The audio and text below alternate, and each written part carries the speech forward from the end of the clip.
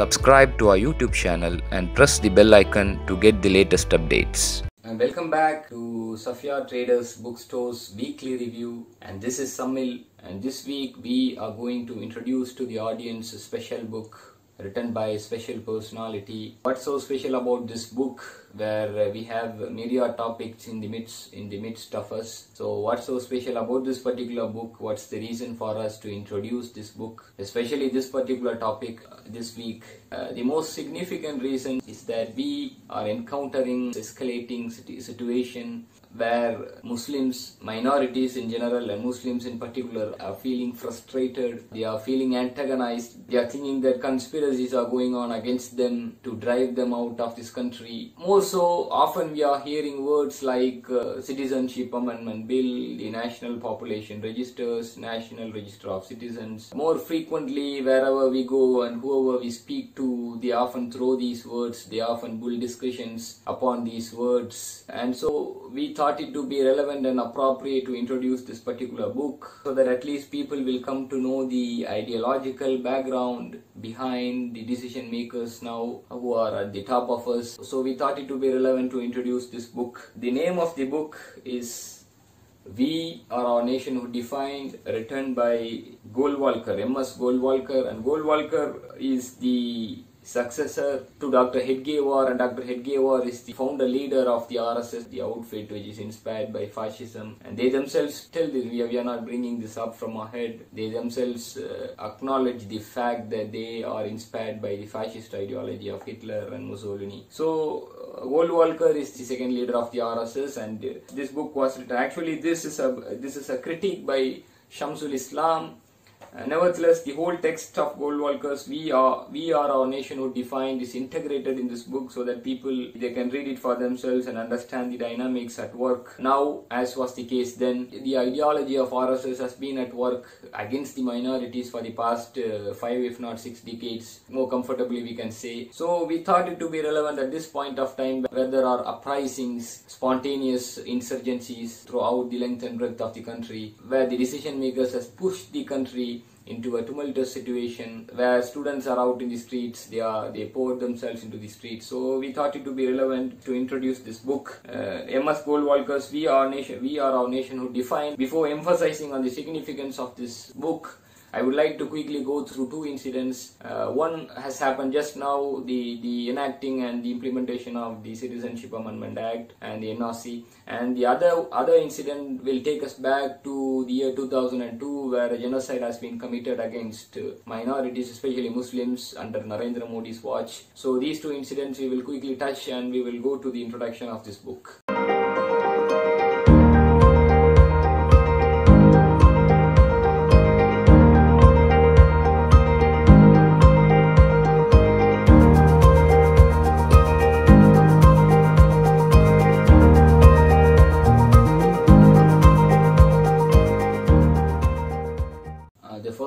The Citizenship Amendment Act, and according to the Citizenship Amendment Act, all the persecuted minorities, with the exception of Muslims from countries like Afghanistan, Pakistan and Bangladesh, can claim the citizenship in India. When they come to India as persecuted minorities, the Indian government is ready to provide them citizenship. So the only one who is deprived of the citizenship is Muslims, based on the Citizenship Amendment Act. So the groundwork has already started. The government has spurred the groundwork, has already kick-started the groundwork, and before implementing the Citizenship Amendment Act coupled with the NRC, the government will go for the National Population Register, which involves, among other things, in addition to the basic census data, and the people has to go through these iris scans, and in addition to other biometric data.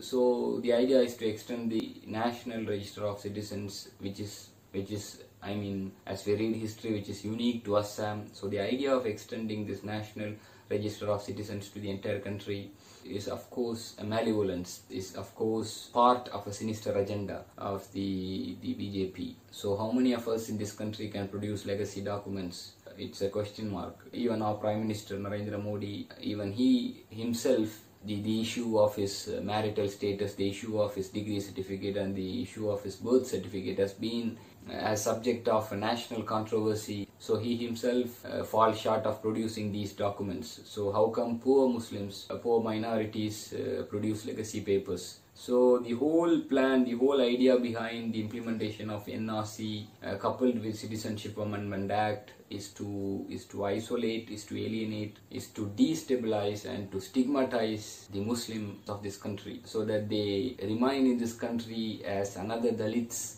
as second-class citizens, deprived of their rights, on par with the ancient caste system. This will be a modern caste system wherein Muslims will be another Dalits in this country, and this is what is going to happen. This is their agenda by implementing the Citizenship Amendment Act and coupled with the NRC, and prior to, as a pretext, now they are implementing the National Population Register. So this policy has its connection to this book that we are going to see shortly. The second incident is the Gujarat Genocide that has taken place in the year 2002 under Narendra Modi's watch, who is now Prime Minister of India. Actually, Modi was a life member of the RSS, which was started in the year 1927, driven by the fascist ideology of Mussolini and the Nazi regime of Hitler. It openly praises Hitler. They themselves, they adore Hitler, they admire Hitler, they praise Mussolini. We call them fascist because they themselves call them fascist. I mean, we are not fabricating things, concocting things. We are not trying to blow things out of proportion. So, what happened in 2002? I mean, to put it in a nutshell, in 2002, some pilgrims were returning, Karasevak, they were returning from Ayodhya, where the masjid was demolished. They were returning from Ayodhya in a train, and the train caught fire and 57 pilgrims died. No one knows who set fire to the train. As repercussions to it, the right-wing Hindu mob went crazy in Gujarat. They went on a rampage wherein nearly 2,000 Muslims were killed, were massacred. Nearly 100,000 Muslims were driven out of their lands, out of their homes. Women were raped, elderly people were killed, fetus were taken out of the womb, from the women's womb. All this was happening under Modi's watch. There was a member of the Legislative Assembly, his name is Ihsan Jafari. People in their hundreds went to his house to seek asylum, to seek protection from the mob, the right-wing Hindu mob. So people was inside his house, and he was making phone calls to Modi. He was at that time an MLA who stood against Modi and won the election. So he was making phone calls, some 200 phone calls, and police came there and they returned back, tracing their way without doing anything, because the mob was there. Some 20,000 people surrounded his house, and eventually he has no other choice but to make a request to the mob which is waiting outside his house. So he went down and he was making the request that look, people are behind me, people came, they believed in me, they were inside my house, so if you want to do something, do anything for me, leave them alone. So the mob cut off his hands, they cut off his legs, they dragged his body around and finally set the body ablaze. And they went into the house and they killed all the people there. They raped the women, they killed the elderly people, and finally, eventually they killed the women also. So everything happened under Modi's watch. See, what is the reaction of Modi to all these gory incidents? What did he say? He said that for every action there will be a reaction. For every action there will be a reaction, and this is the exact statement that Modi has given officially when he was asked about this lynching that has been committed against Muslims. The manner in which it was carried out, the genocide of Gujarat, and the manner in which it was carried out, the enacting and the implementation of the Citizenship Amendment Bill, the pace in which it was carried out, everything has no precedence. It was unprecedented, because actually it traces its origins back to 1927, when the foundations of RSS has been laid, inspired by Hitler and Mussolini. These developments are unprecedented and they derive their impetus, they have the direct connection with M.S.Golwalkar, and this book We Are Nationhood defined. So this book is significant. It is indispensable for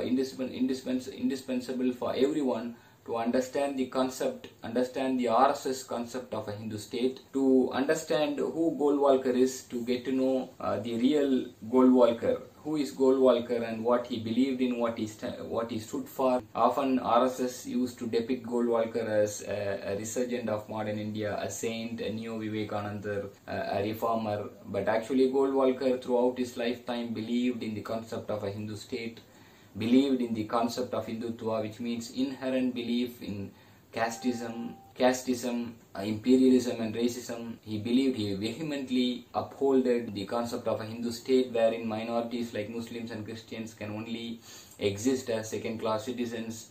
Religions like Buddhism, Jainism and Sikhism can only exist as part and parcel of Hinduism and not as independent religion. This is the concept of a Hindu state, and now we see the present government heading towards that destination, towards that end, driven by the ideology of M.S.Golwalkar. So in this book, the author has worked hard. Mostly he has relied upon the documents of RSS, the speeches, the lectures and the writings of the cadres of RSS, the previous leaders of RSS. He has relied upon many documents of the National Archives that has to do with the historical background of the RSS and its evolution, its transformation in the course of time. So it's an indispensable read. We recommend this book to everyone and anyone who wants to understand the dynamics today at work behind the BJP government that's unleashing its discriminatory, prejudiced, fascist policies against minorities, especially Muslims.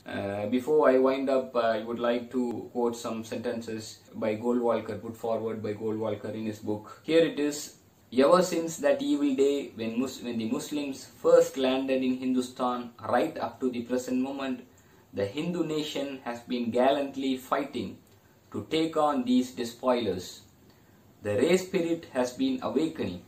In Hindustan, land of the Hindus, lives and should live the Hindu nation. All others are traitors and enemies of the nation's cause, or, to take a charitable view, idiots. The foreign races in Hindustan may stay in the country, wholly subordinated to the Hindu nation, claiming nothing, deserving no privileges, far less any preferential treatment, not even citizens' rights. To keep up the purity of its race and culture, Germany shocked the world by her purging the country of the Semitic races, the Jews. Race pride at its highest has been manifested here. A good lesson for us in Hindustan to learn and profit by. These are the words of Golwalkar for us to understand how do we reconstruct these words in contemporary terms and contemporary milieu. It's up to the audience to think and act accordingly. For orders, contact Safiyya Traders Bookstore, Nagarkoil, and this is Shamsul. See you next week. Thank you very much.